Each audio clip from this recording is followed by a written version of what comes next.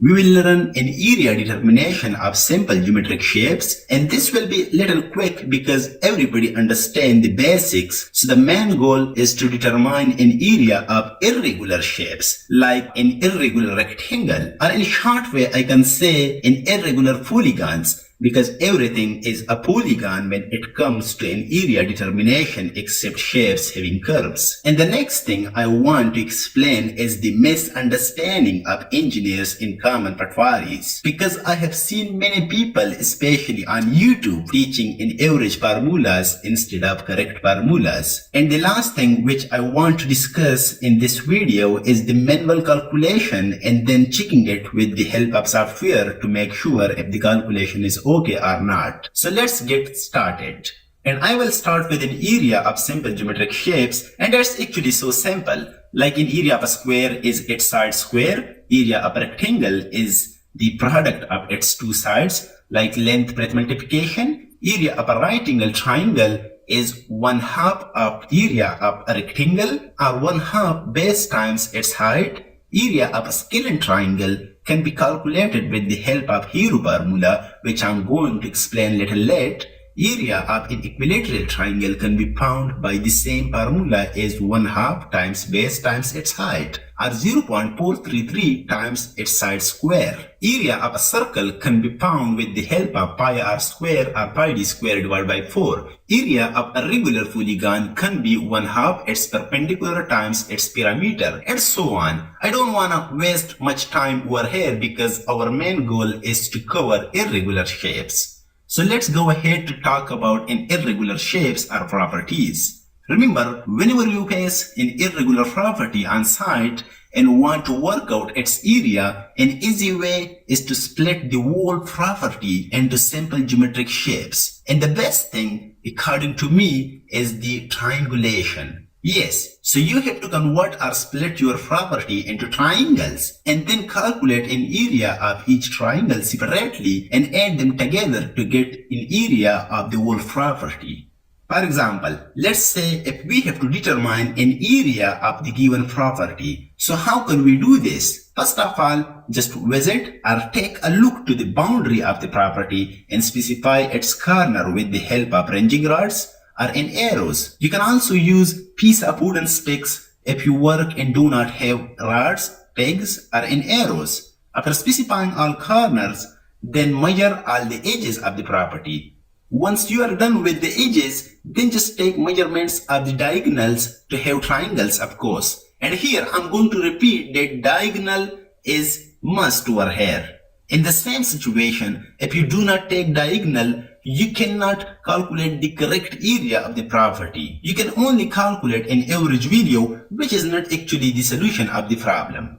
Once you take all measurements, then label each triangle with numbers.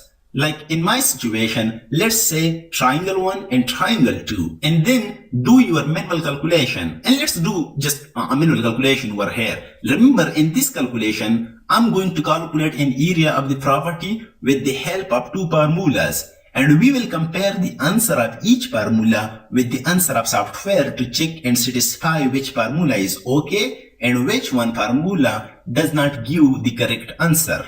So let me call one solution with the wrong solution and one with the correct solution. And I will start from the wrong solution, which is followed by most people and students. For example, this one method in formula. Let's talk about this one. According to this formula, take an average of the opposite sides and multiply it with an average of the other two sides to get the whole area of the given shape. Like in this case, the total area of the property must be 63.25 plus 58 divided by 2, which is the average of two opposite sides, times 77 plus 55 divided by 2, which is the average of the other remaining sides. And that's actually not the correct answer, right? But however, we are doing over here just to satisfy the solution little late, right? And if you do little math with the given formula, of course, we can get the total area equals 4001.25 square feet. And now let's come into the correct calculation, which I want you to do always on site. And I'm sure this will take enough time, but I'm also sure this calculation is the correct calculation. The best way over here is to use the hero formula for each triangle. And let me determine an area of the triangle 1. In triangle first, all sides are known, so I can calculate the semi-perimeter of the triangle, like S equal summation of all sides divided by 2. Or you can say S equals 55 plus 63.25 plus 75 and divided by 2. Do little math with this. Of course, we can get the semi-perimeter of the triangle equals 96.625 feet. And now let's put all the values in the hero formula. So area equals square root S, which is 96.625 times again S, minus one side, which is 55, into S again minus other side, which is of course 63.25 times S, and minus the last side, which is 75 feet. If you use your mind or your calculator, of course, you can end up, or you should end up, with an area equals 1703.768 square feet as the area of triangle first. Now let's calculate an area of the second triangle, and of course we'll do the same thing as we did for the area of the first triangle. So when you do calculation for an area of the second triangle, you should end up with an area equals 2036.026 square feet. And finally, let's add an area of the both triangle to have the total area of the property. So the total area must be an area of the triangle first plus an area of the second triangle.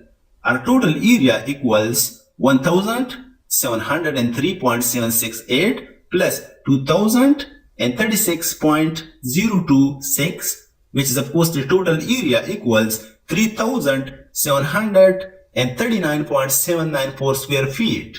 Now let's draw the same property in AutoCAD to check which one formula is okay. And I will draw this little quickly because I don't want to waste much time and I don't want the video to be longer. So let's draw it little quickly. So as you can see, I have drawn the same property which area was determined by me a few seconds ago. Now let me apply a nice function up in AutoCAD to determine its area, for which we will type and enter AA in command bar, after which we'll type and enter O for an object, and then we'll simply click in object or the boundary of our property. AutoCAD will show the total area of the property in the command bar. You can of course copy and paste it where you want.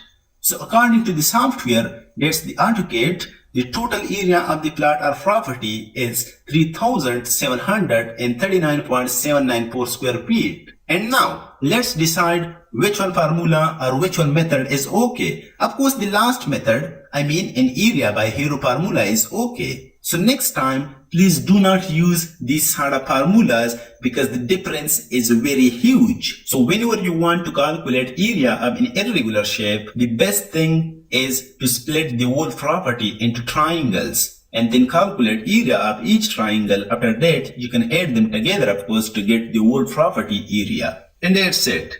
And the last thing I want to do is asking a question from you.